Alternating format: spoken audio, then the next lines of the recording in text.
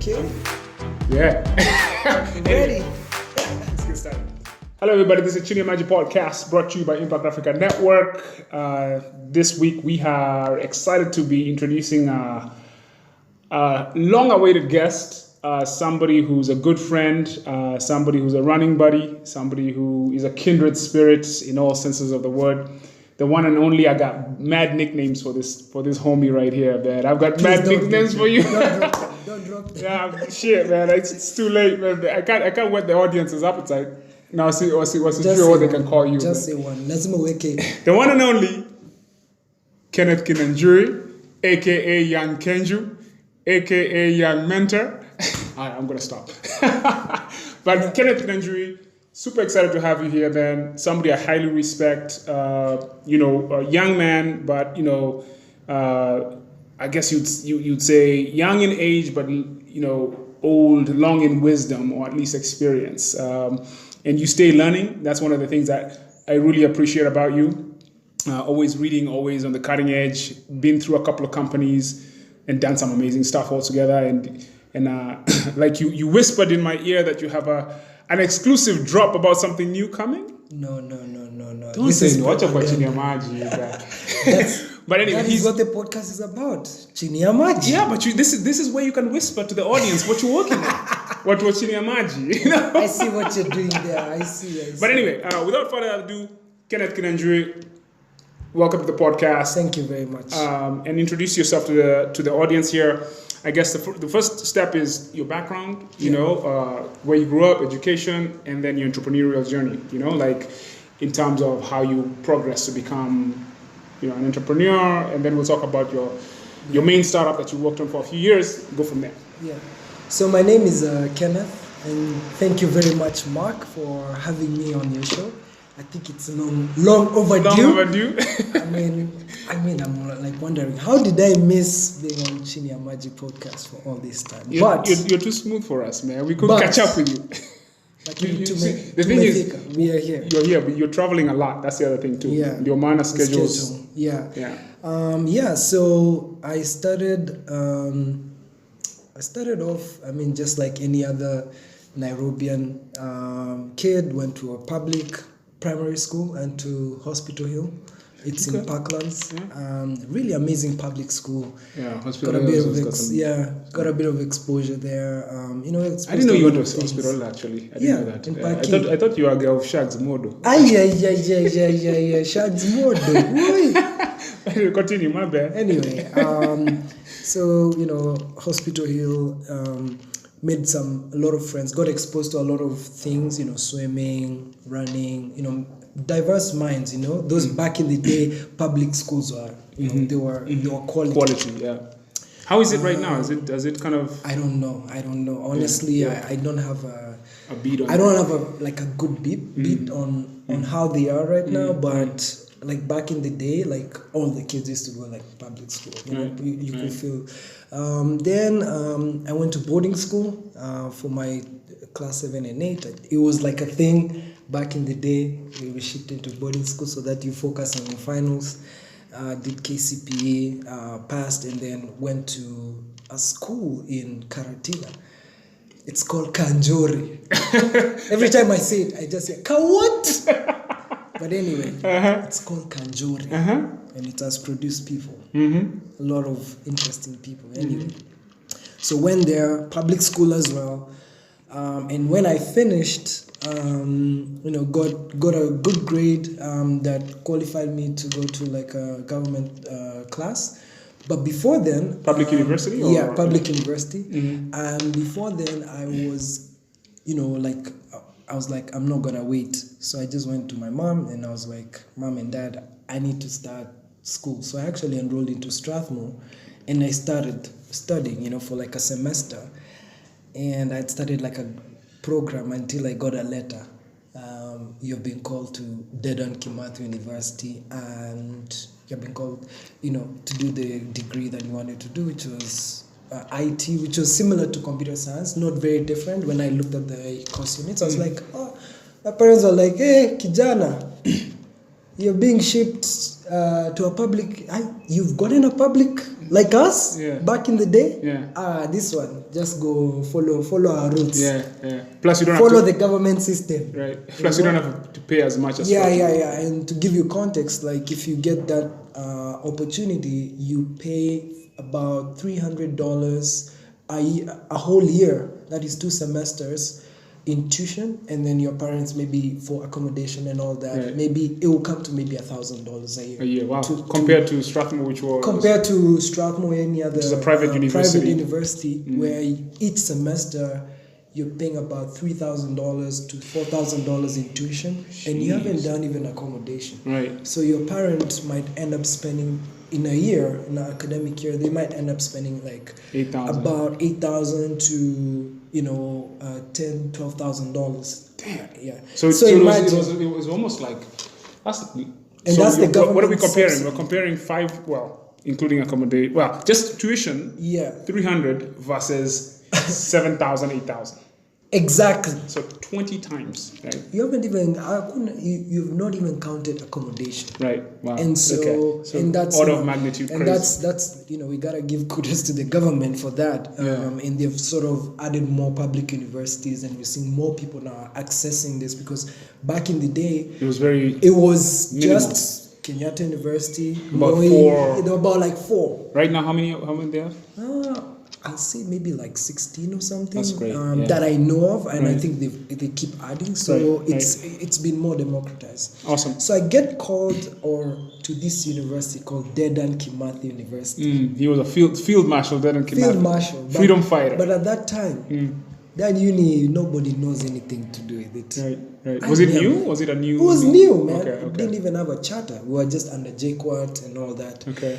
And so my folks. Did you have buildings? We had buildings. We had like one modern building, but there were like other old buildings. And where was it located? In Nyeri.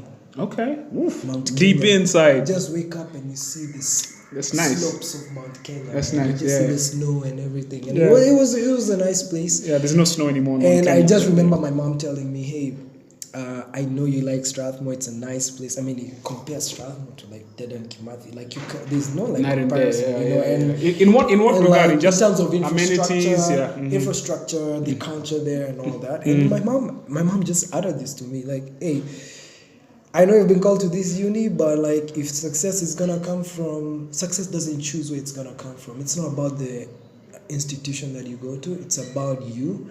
And she was like, if success is gonna come in Dedan Kimathi, it's gonna come there. Right. So just go. Awesome. And I was very bitter. I won't lie. You're mad. I was very bitter. Like the first year, I was like, I felt like it was a downgrade. I bet. From like Strathmore to this. Yeah, from Nairobi to Nyeri. Yeah, and it took me like, I studied in Nyeri, Kanjori, the Kawot. So you're back. You thought. So I was like, I'm done with this place, and then I'm taken back. Yeah. I was like, why are they doing this to me? Anyway, fate had it. I was gonna spend another 4 or 5 years in Nyeri, and that's where the journey started. And I remember studying, computer science with amazing other guys from all over the country. We got everybody. Diversity. Yeah, and it was a good class. And we formed like bonds and started. And at that time, there was a group of seniors who were really interested in like taking computer science to the next level. So they were like the patriarchs, the pioneers of Dedan Kimathi, because they were the first JAB class. And so the seniors at the time were they were the inaugural first, class. They were the inaugural class. Wow! So it's a very young school when you got there. At that time, and so I got to see like the change. We didn't have a basketball court, we didn't have and then all of a sudden, like a lot of development change happening within like months when I was there. So 3 months, like. Remember joining fall of 2011, and we're in 2012, and wow, a lot of change. But in 2012, like in my second semester, first year I just focused on playing basketball and school, and I was like, still interested in like computer and all that stuff, and just meeting people, just getting around and understanding what's feeling your way about the place. Yeah, you're feeling your way around the place and trying to accept and come to Jesus moment with, like I'm here with myself. Right. But after I just accept, I said, hey, okay, this is I've been dealt with this. I have to deal with it. You know, these are the cards I've been dealt with. So make the most of it. Make the most out of it. And I just focused on that and zeroed on that and say, hey, if my success, just remember my mom's word, if success is gonna come here, it's gonna come here. So at the time, I had like a dream of one day like going to Google I/O and start. You know, I was just seeing stuff happening around, and I was like, man, you know, because my pops actually my dad studied in the UK for his master's. So I was like, how can I, you know, go there and get this knowledge and just be not exposed? My whole goal was like, I don't want to be like the limited local fish. Exactly. You know, Small big fish in a small pond. Yeah, I didn't want that. Or a small fish in a small pond. I just wanted to be a considerable fish that can survive in the ocean. Yeah. You know? You saw the world bigger than, obviously. I saw it bigger than this. I saw it bigger than Nyeri, and I actually said, hey, I'm gonna do something, and I don't know what it's gonna be, but there's gonna be something. So I followed these senior guys. So I'm playing basketball with some guy, and he's like, "Oh, you're Ken. You're like the tech guy. You know, you do like tech stuff. I've heard some stuff about you." So it's like, I have actually my friend. We normally like cook dinner together. Let's go and meet up, and you know, I think you guys will get along. So I meet this guy, man, who'd been working for like. So we go together with the guy after the game, after the pickup game, and we're like. We meet this guy who had been working for like companies in the US. They were doing like Python, Django, and like Ruby on Rails. I'm like, okay. So he was a remote worker, or guess what? He was the first guy, one of the first Africans to join Odesk. Okay. That time, Odesk wasn't flooded. Okay. It wasn't even. So Odesk was the original kind of. Now people call it Upwork. Upwork, right? It's called Upwork. So wait a minute. Did Odesk? Did Odesk Upwork? was a startup at the time. But it just started. What happened to Odesk? Did they become Upwork? Because I didn't keep track of that. So what happened was at that time, in the US there were many startups. There was like a startup phase just after the economy started like picking up after the 2008 crash. So there was like we can't afford the talent in Silicon Valley. Right. So we need to. So let's outsource it to the world. Yeah. And it's 2004, 5, 6. Yeah, that's when the gig economy like started up, and so this is like 2010, 2011, and so Upwork or Odesk, it was called Odesk at the time, was like this outsourced fit, right? And so they will get the best talent all over the world. Then they had this platform, and then they'll get projects for companies. So similar to like. So they do Andela. They were Andela before Andela came. Yeah. And there was other site called Elance. So I remember those brands. Yeah. And people are going to Upwork. Yeah. So at the time, we had noticed that Odesk had like high quality jobs. I mean, you're a student in Deren Kimathi Nyeri, where the cost of living is not as compared to like Nairobi. You can survive easy on $1 a day. Easy. This way, you're being paid $30 an hour. Shit. Not even that. $20 an hour. That's life changing stuff. That's life changing. You're a student. You're used to being given $10 a week. That's your budget. Max. That's your rich parent. Yeah. That you're rich. That's $10. That's privilege. Budget a day. A week. That's like your budget. Yeah. Your parent is like, hey, $10, $15. That's your budget. Upkeep. So now you flip into a situation where, and you see, most people are getting into writing.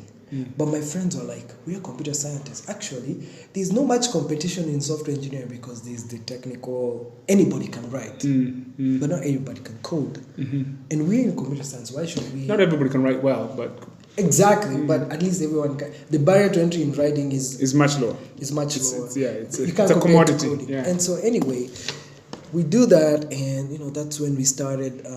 I met these guys. These guys were established, man. Like they were doing stuff. This one guy like even bought a car. Like, can you imagine a student buying a car? That's crazy. working in his dorm room.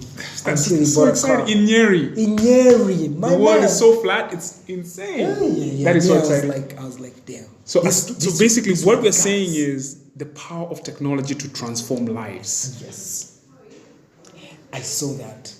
I said, wow, this can't be concentrated in one place. What do I need to know? What else is out so there? I go and meet the guy and I'm like, dude, you've inspired me. What was his name? His name is Tom. He's still around. He's still around. Tom. Still doing business, I need to meet Tom.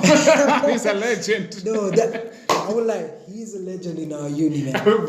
People still talk story about Tom, man. He broke new ground. Yeah. He opened it for us. All right, so let's move forward with now. So how did you get into it? So anyway, I go have a conversation with him and I told him, how do I start? And he tells me, okay, dude, you gotta learn Python. So I was a computer science student or IT, but then I was, C++, Java. But he was like, first, it's software engineering on the web. So it's backend, building APIs and the like. So it's like, first you need to learn Python and then you move to this framework called Django. And then once you have expertise there, you will be accessing quality jobs because now it's about delivering. So for like 4 months, man, I just focused on learning Python. Chinyamaji. I was just like... You went underwater. I got this book, Learn Python the Hard Way. Zeda Show. Hey. You were like... Every day I was doing like an exercise, 30-day. I did a 30-day boot sprint, camp, basically. Boot camp, whatever. Focus. I was like, this thing I gotta know. This is my thing. After that, I jumped into Django. Now in our uni, this is now 2012. This is now 2012. This is now end of 2012 that I'm meeting this guy. I'm about to get in my second year. So now, 2013, early 2013, end of 2012, I've met this guy, he's told me this, and I've started so before I even started freelancing, I had about 6 months of intense, 3 months learning Python, and then another 3 months Django. Now the other part that he didn't tell me was how to get a job. You're not competing with Kenyans. You're competing with globally. Yes. No, with global Indians. Indians. Yes. Eastern Europe. My friend. Yeah. Dude, I became like we even knew like the peak hours to apply for the job. You were optimized for the market. Man, we were like, what time do people post jobs? PST time in the morning. Let's get to it. So the guy's like, oh, let me post this job in the morning. So you want to be the first guy that applies for resume top of the pile. Not application first, and then we weren't so other people copy paste. I never copy pasted like my. You customize your stuff to the job. Every time I read and then applied for the job. So we had time. So if you wanted to get a job, you wanted to apply for jobs between midnight Kenya time, or in the evening. So you start applying for jobs from like 9 p.m. all the way to like 1 a.m. You are guaranteed. When you apply, you're the first guy to respond to the job ad because it's about quick, it's about instant. Response time. And then once you apply for the job, the guy will respond to you and then you get the exchange. Once you get the exchange, now you're negotiating terms. You got a contract. That's how it was. What was the average terms of the contract? 3 months? What were they like? Some were like jobs. Okay, like a full-time gig. It's like you're given like 30 hours a week. Okay. And then you're just running the timer and just coding, man. Like you're making money. And then they use the US way of paying every week. Every week. Bing. Bing. Like you're getting paid every Wednesday. Guys are gonna just be like. So how did your life change in this phase? What lifestyle maybe or some of the? So for me, I was like, I didn't really focus on the freelance too much for a long time as compared to like my friends, right? So for me at the time, once I found this, I had a burning desire. This has been something that's been consistent with me. It's about sharing and how can I help other people be in this situation. I was like, I can't just be the only one here. Like how can I bring the other people? Right. And so that's when I also met like the Google developer group chapter leaders. Because I went for a hackathon, like you're on this journey, you want to elevate, so you're meeting other like-minded Networking, people. going to events. So that's when I started GDG Kimathi University, which was this chapter for helping developers like uplift uplift their skills and build a community. And so the guys we started with were the guys who started like GDG, and so we were like, how can we create a community of better software engineers coming out from Kimathi and building a name, and also it wasn't even about building a name. How can we just democratize this knowledge? I was like, I'm working on these guys, I'm learning so much. I'm like, wow, before my guys actually get this is like, you can't get this anywhere. So we started doing meetups in the uni and all that, building communities and all that in the community. And from 5 we went to 30, we went to 80, went to about 200. And in the uni you have people coming in, but by the time I left we were like about 300 university students in the dev community that were in the GDG community. What's GDG stand for? Google Developer Group. Okay. And so started that and started evangelizing and showing people that, hey, once you learn something, the spirit of sharing. We need to share. Right. We need to share. And we did that for, since 2012, 2013. I did so much of that work, especially for my community, that actually Google noticed, wow, there's a chapter of people doing some interesting stuff, and they're publishing and they're consistent, putting their work out there. And that's when I got the first chance to go to London. It was for a summit. And so when I went to London... How did that happen? Did they reach out to you? They reached out to me, the developer relations lead at the time. He now works for Facebook. We get this email, hey, because of the work you guys have been doing, we're inviting you for a summit in London. I'm like, I've never even thought about traveling. You don't even have a passport. I didn't even have a passport. Most people see me traveling now. They don't even know that I didn't even have a passport. I got my passport in 2013. And so first you have to apply for the passport, then I applied for a UK visa, and then they rejected my visa. First time. I didn't give up. Reapplied again with my friend, and then we got it. We got it like a day before the flight. Oh wow! Okay. So we go there. And that was when now I started being exposed. I met like product area experts within Google that were doing amazing stuff. I met Mandy White. She's known in Google she's a very senior Googler who leads developer relations, and she's known for like Kubernetes and DevOps at Google, and met other amazing people that were there, and that's even when I heard about the Google Expert program, which I ended up joining a year later, and I'll tell you more about that. But that moment where I was because I felt like, because I was awarded, because I was sharing a lot, instead of taking a backseat, it just gingered me to like do more, and I kept sharing. I think 2013 I was like sharing a lot and did a lot. Now what happened was I focused so much on the Upwork and this journey that I was studying in the sharing that now my academic went on a downward spiral. You forgot you were a student somewhere. Man, I think I was in a trance. And I got like, for the first time, I got like supplementary. Like I got a, because they were math units, I couldn't wing them. Like I got to practice, I got to put in time. And so when that happened, wow, it took me aback. And this was happening when I'm about to go to my final year.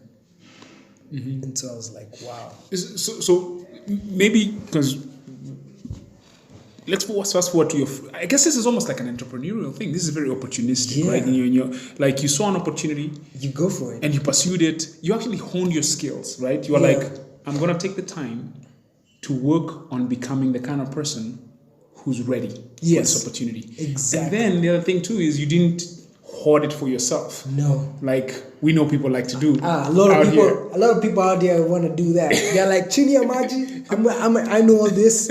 I see a That's job not even- opportunity. no, that's not I'm not even- even going to share with anybody. Right, but that's not even Kinyanjui. Exactly. That's in the closet, you know. Exactly. Some other stuff. I mean, I've So- seen that a lot. Right. So you had these principles where if you see an opportunity, you go for it. You prepare yourself. You master the game. Oh, right? you master it. And then you share and you expand. Because if you did not share, you are not going to London. I wasn't.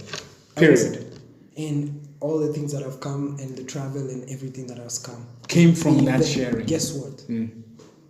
I'm sharing in Kenya. There's another guy in Cameroon who's sharing a lot. His name is Cedric. And this is your co-founder at WeCashUp. Dude, we meet up in Nairobi in 2013 for a summit. He comes, we talk, we're like, dude, I think we need to work together. Yeah. I think your vision for Africa and my vision, I think they're aligned. So Let's team up. So take a step back here. So Cedric was doing the same thing you were Yeah, doing, he's doing the same thing In in Cameroon. developing community. Yes. You know. Sharing, trying to elevate his country. And then you guys meet here in Nairobi for like a summit. Which summit was this? It was Google Summit. Google For Summit. all those people who are doing that kind of stuff. Awesome. And then all of a sudden there's like a kindred spirit moment. You guys connect. So actually, the way it happened was he had gone to intern in Zurich, and his flight was in the evening. So everybody left in the morning, but he wanted to see more of Nairobi. So I told him, you know what, I'm gonna show you around. So I was like, volunteered to be like a tour guide. That's that I spirit just told of giving, right? Being available. Exactly. Giving without Making expecting time. anything back. Making time. Right? Amazing. Okay, cool stuff. I So love we that. go meet, and he's telling me about Africa and all that, and we actually went to like Westgate and all that. We're walking, and then he's telling me about his vision. I'm like, by the way, do you know what? I've actually been thinking about the same thing. Instead of you doing your thing and I do my thing, why don't we work together? Yeah. Long story short, in about a year, we got a company, and we start trying to solve some African problems. What was this problem? What was the shared vision you had? So the first thing was, how do we elevate Africa, and how do access? Access was a big thing, because Access to what? access to like mobile payments, for instance. Let me give you like Cedric's story.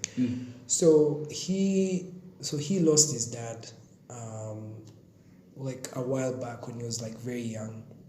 His dad passed on because of a stroke, and because they didn't have the right health insurance, and then the health system was broken where you have to pay by cash.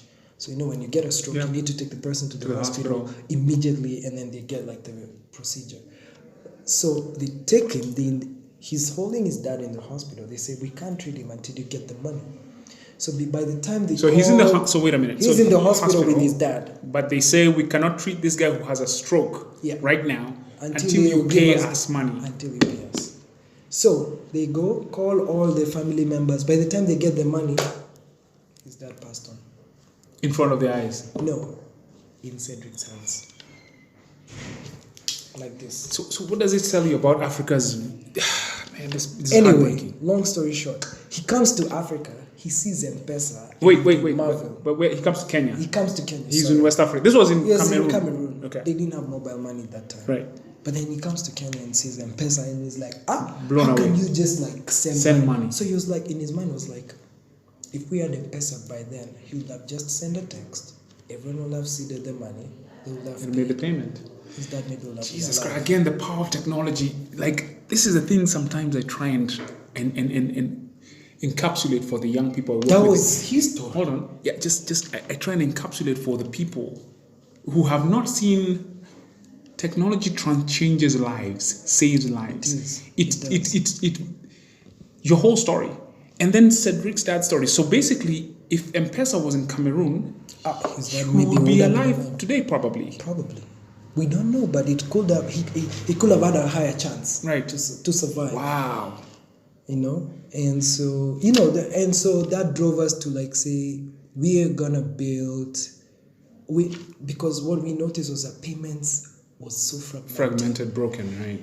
We have M-Pesa here in Cameroon. We don't have M-Pesa. In Nigeria, there was nothing, And South Africa has an advanced banking system. They have their cards, everything. So how do we we want to go online. We want to compete in this digital space, but we didn't even have the payment infrastructure. You were talking about e-commerce. So anyway, we started working and say, okay, we have two problems to drive e-commerce with: logistics and payments. We said, okay, we are going to tackle payments. So we started by thinking, okay, can we build like a sort of PayPal? So we built like a prototype, which was like it looked like it was what do you call it? Like PayPal. It was like a wallet, but the wallet has like a lot of, you need to be an acquirer, you need to be this. So we're like, we don't have all those resources. Right. We can't do this. We need to find another strategy. So anyway, we pivot and then we go and try and talk to Jumia. We tell them, okay, we want to work with this, but we want to use you guys as the experiment. Can you help us in some of your markets to experiment like our technology? Jumia refuses. Of course they did. Yeah, like, you guys are too small for us. And that's what I say. Like, you see a startup that wants to work with the sort of relatively bigger startup, but instead of helping them or absorbing them and helping them work together, you see that they say, "Oh, you guys are too small for us." That was the. You see, that's the thing. So you see, the Bay Area, it's different, eh? It's very different. Startups helps. There's a community. There's a community. So, but Jumia was not thinking of themselves as even an African startup. They were not even in the ecosystem. Let me not tell you, we didn't even get a hearing. We didn't even get a no. We tried. We sent emails, to an answer. Of course, yeah. Because they're sitting in Europe, they're like, who are these African kids who are trying to waste our time? And I mean, this is the story of many startups in Africa. In Africa, yeah. Especially lack of access, lack of network. Because you're not in that network. Right. You don't know those people. Right. You're not a second-time entrepreneur. You're not in a network. You just have your technology and you're green. So you don't even know where to start. Yeah.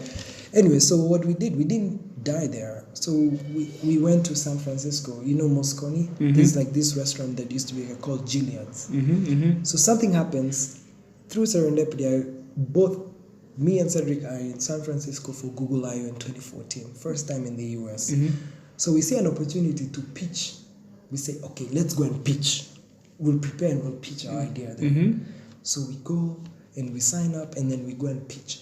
Out of 80 people that pitched, and this was open to Silicon Valley and all that, 80 people pitched on that night.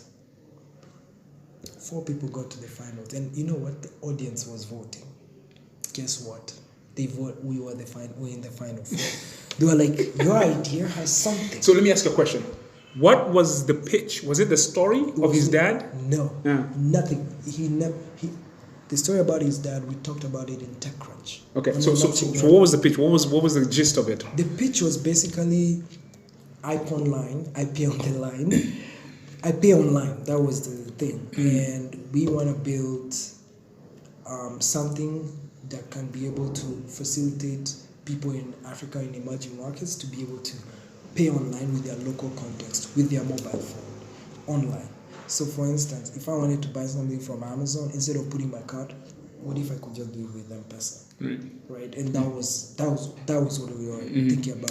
So if you're in Cameroon and you have cash, maybe you don't have mobile money, you could go to your agent, put the money, and then there will be a way that transaction that can happened be facilitated, offline will be known. So that was like the goal. That was where we pitched, and we actually got to we become first runners up, and that was total validation. We're like, wow, we went to Silicon Valley just like that, and on a whim, and we came back and we're like, no, we have to make this work. And so we end up building WeCashUp. So you're naming WeCashUp. So was the first name. Yeah. Not even WeCashUp. WeCashUp, it was hype online. WeCashUp is not bad. WeCashUp. I like so that name. Anyway, WeCashUp basically was like our version of e-commerce. So for 6 months, we built our own e-commerce store, crowdfunding, all that. We focused on it so that we put our payments plugin so that people use our payment thing. So instead of doing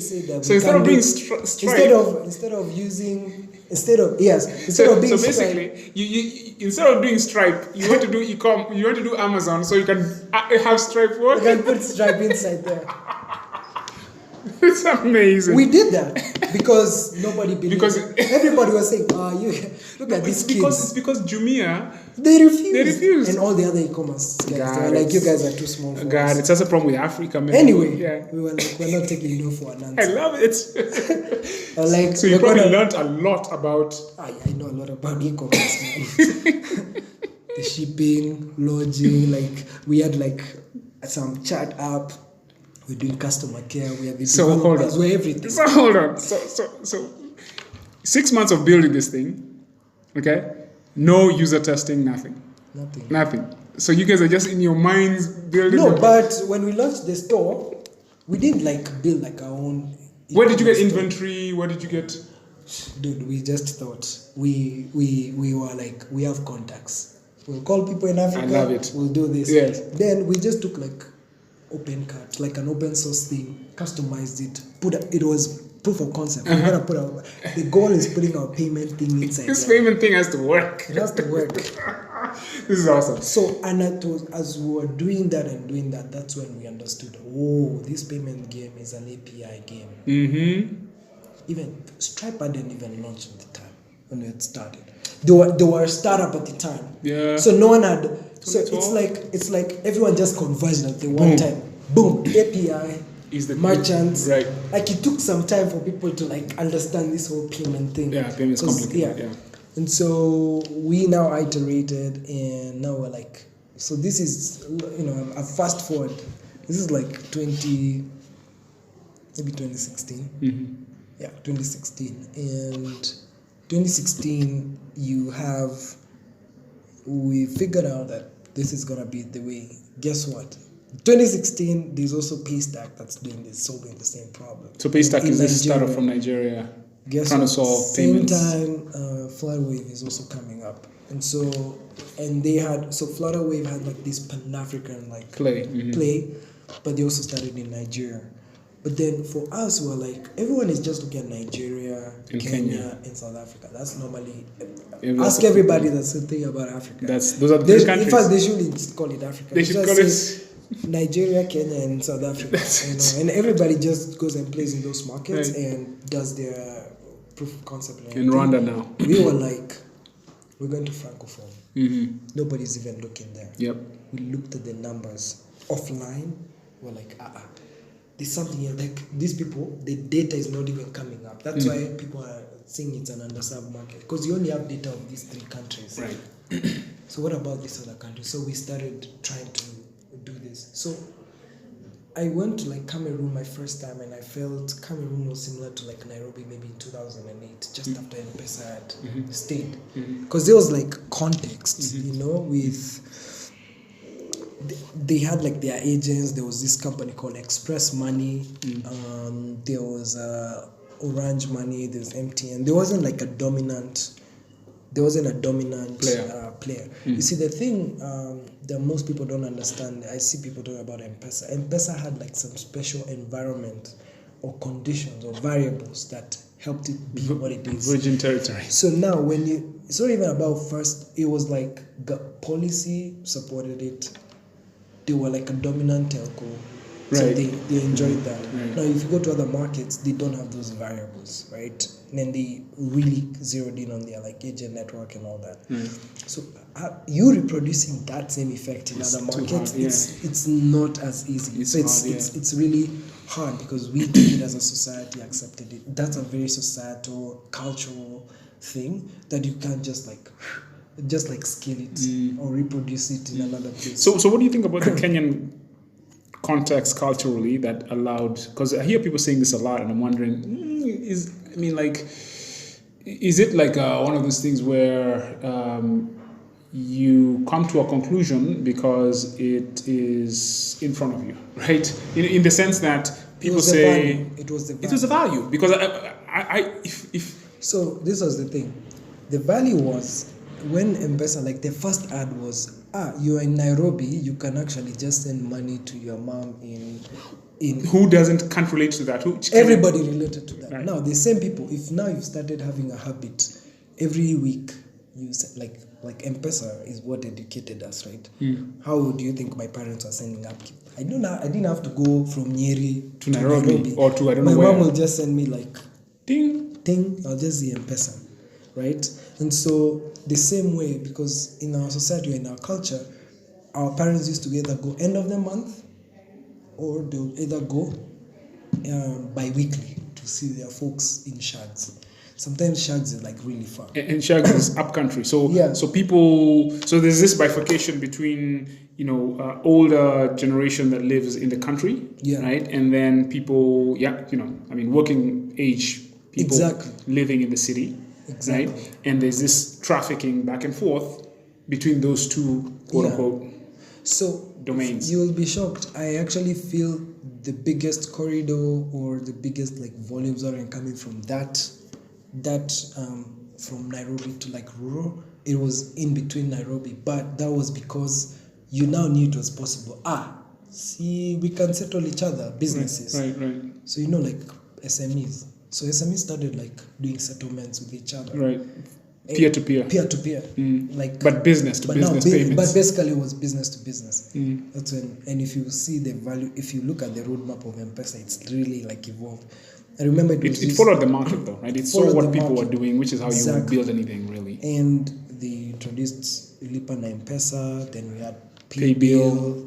then and essentially, so they've grown and evolved with us as well. But after pay bill, there's not been any. There's been like Fuliza. There's been like Fuliza is just loans. No. There's the CBA thing, the loan thing. It's okay. I mean, And Mshwari. Mshwari was a big thing. what's Mshwari? Mshwari is like how, based on now my M-Pesa transaction, so I save with Mshwari. Like Okay, I put my so money in it's Mshwari. so it's a bank basically. I was having a conversation Then with now you start like you can now borrow money. So so it's almost And like that a was credit the union. first play. No, it was like what Branch and Tala are trying to be. Right. But they were like the first. So what is Fuliza then? So Fuliza now this is a bit confusing. Let's not talk about Safaricom's products. So let's move with you. Anyway, I don't even know what Fuliza is. So let's. I don't use it that much. We're kind of running out of time here, and your story is fascinating. Yeah. So now let's kind of fast forward a little bit about now. You've gone to Cameroon. You see the payment environment. You guys are trying to figure out how you fit into this whole kind of ecosystem. Yeah. What happens next? So after that, we go back, we recoup. I end up moving to France for a short while and just focus. Why France? So we have a story, and basically everyone kept asking us why France. And First of all, because as far as we are concerned, we wanted to incorporate. It was really hard. So where you're domiciled as your startup really matters from an investor, from an investment comfortability standpoint. Now, from a francophone perspective, if you're in francophone, Makes if you sense. set up like let's say in Cameroon, like that means that it's not really friendly for investors to invest in you or the like. So we chose, okay, let's do it. And at the time, It makes sense. two of our founders were actually already in Marseille. Cedric was an engineering student in Polytech Marseille, and our other co-founder, she was also in Marseille, and then I'm the only one in Kenya. And then we actually had our first angel that wanted us to incorporate in the UK, but then that didn't work out, and so we ended up bootstrapping and seeding all the investment, all the things that we had, and incorporating it there because in Paris, basically. that made sense for us. Right. We didn't have an option. It was either we die or we incorporated. Yeah. And so we were like, let's have an entity. Makes sense. Yeah. And so for us at the time, that was the best decision that we could do. Plus, you're serving francophone. There was It's no much more Clarky at the time. There was no Stripe Atlas. That wasn't there. Right. So we did with what we had, and so I ended up like shifting base, moving there for a while, focusing on launching now WeCashUp's version 1. This is 2016. Mm-hmm. We ended up launching it November 26th, 2016. That was our version 1. And basically it was similar to Stripe, but allowed merchants to be able to only collect payments, accept. Okay. So we're doing collections for merchants. Okay. And so we launched the first version, and we did it with about, we estimated maybe we'll have like 150 merchants signing up with us. So we only activated maybe like 10 of them or 20. Then all of a sudden we had like all this interest for like 2,000 merchants, like they want to like integrate us because they're trying to enter the market. Where are these merchants located? Globally, they were coming from all over the place. We had like some within the continent, some from outside the continent. Some want to accept payments and be settled out, and some were internal merchants. So it was a mix. And so how did they find out about you guys? Just online. They were looking SEO, like what was your visibility model? We didn't even have one. I will be honest. They just came organically. We just just had our website and just a small video. We didn't even pay for ads. We did zero marketing. So what type of clients were they these? were looking for? Yeah, but what was a common thing that they had that told you that these guys? They were similar. Everybody wanted to be paid to what did they sell? What business were they in? Most of them. Do you have any patterns you can share that you think can guide people in terms of thinking about markets? There was some e-commerce. There was some gig economy. Folks. So those are the markets. There was interest from like betting people. Okay. Interesting. Okay. So mostly e-commerce. It was let's call it online merchants. Because when you say e-commerce, there was another big bracket of people that our assumption was like, oh, e-commerce. Then we noticed. But e-commerce is everything. E-commerce is broadly speaking, right? So when people think e-commerce, they think products, but there's all these other kind of services. Yeah. Most of the time when you say e-commerce, people think Amazon or Jumia. Right. But e-commerce is like. So that's why I normally say online merchants, because when you now say an online merchant, that means goods and services. Right. Yeah.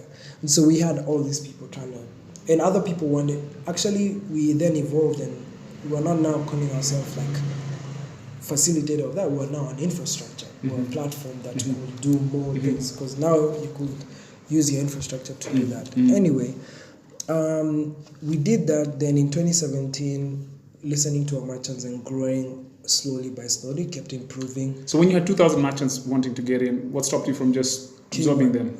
KYC, know your customers. So there's like a big regulatory break. And then there was no proper way to like validate if this business is anti-money laundering and all that. So that was like a big challenge. It's still a big challenge even now. And so, we had a lot of challenges moving in. So if you were to go back and look at how would you now, hindsight being 2020, what would you have needed to have to handle, to be able to absorb that and have your KYC locked in? Is there a service provider right now that's turnkey that you can say, hey, I'll take this service provider to plug into my I'll say infrastructure? If I'll go back, I'll say if we had more, if we got in the right, if we were bootstrapped, so if we got in more, if we got in resources, and resources being access first to the right type of people in the payment space, in the regulatory and partnership space. 2, those relationships with banks and the likes. 3, like resources in terms of like funds to sort of like get the right team to complement like our diverse skill sets. I feel like probably we'll have had like a different outcome. But so you're talking about this KYC thing, and you've talked a little bit about if we got those 3 things, we would have had the resources to build tackle. Because this is what happened. Stripe had the same problem. Right. For America it was okay, but what about non-American companies that want to do the same and use Stripe? So Stripe actually built Stripe Atlas, which is this program that helps incorporate a company and do that. We could have done the same probably with another company. But that Stripe Atlas came quite much later. It came much later. I mean, it's not the solution to... How did they solve the anti-money laundering? It's this. The only... because Stripe was only open for US customers. Until when? Do you know? And if you don't know, it's fine. I don't know when, but then I knew that they also had a big demand from countries that were from Europe. Right. Now, because they're domiciled in the US and they're using Atlas, and they need to know this customer. Now, if you're a US entity and you're accepting payments, the money goes to, it's reconciled and taken to the US. Right. So all those payments are in the US. In market, So cross-border is where the problem is. SEC and all those people can do like their regulation on that entity. Right. That knows. So by you. It's a regulatory regime. It's It's cross-pollinating between regulatory regimes that makes this exactly. So if we had the resources, we could have now built the infrastructure, a program or something from a regulatory like whatever we could have innovated around that problem. And not even so much innovation. It's really just kind of meeting the market needs from what kind of structure do you need to have exactly to be able to do this business? We could have been able to produce something that would have been able to. Okay. Cool. So we're kind of running out of time right now. This story is fascinating. How about this? Why don't we do a part 2? Because it gets more interesting. Because I know this story. So we leave the audience with a part 1. Because now you're getting into the real meat and potatoes. The real meat and potatoes. Yeah, the real meat. What should we call it? What nyama choma in Tasca? No. But anyway, maybe pasta and meatballs. Come on. On mukimo and uji. I don't know. Mukimo and uji. How do you even have that? But anyway, I think the audience gets the gist. I think we should do a part 2, right? Yeah. Next week.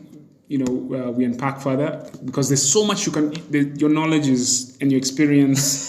We should not many stories. We should not skim off the top, right? We should just kind of unpack every single one of these things because there's a lot of useful information.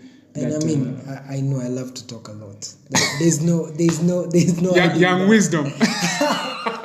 Oh my god! I mean, there's also a lot of failure stories as well. Yeah, so which will probably part 2 I'll focus on. I think maybe most people what I've noticed is that they only see Ken and they see the iceberg on top and it's just doing it. But there's been a lot of growth. There's been a lot of failures. It's not. I don't call it failure. It's learning opportunities, right? What is failure? That is how I say that. Okay. That is how I say that. Learning opportunities. So anyway. As you guys have heard, we will continue part 2 next week. The Chinyamaji podcast with the man, the myth, the legend. No. Hey, manze, umeka sifa sana. Young Akili. Professor Brains. Now, anyway, we'll continue part 2 next week. Until next time. Cheers.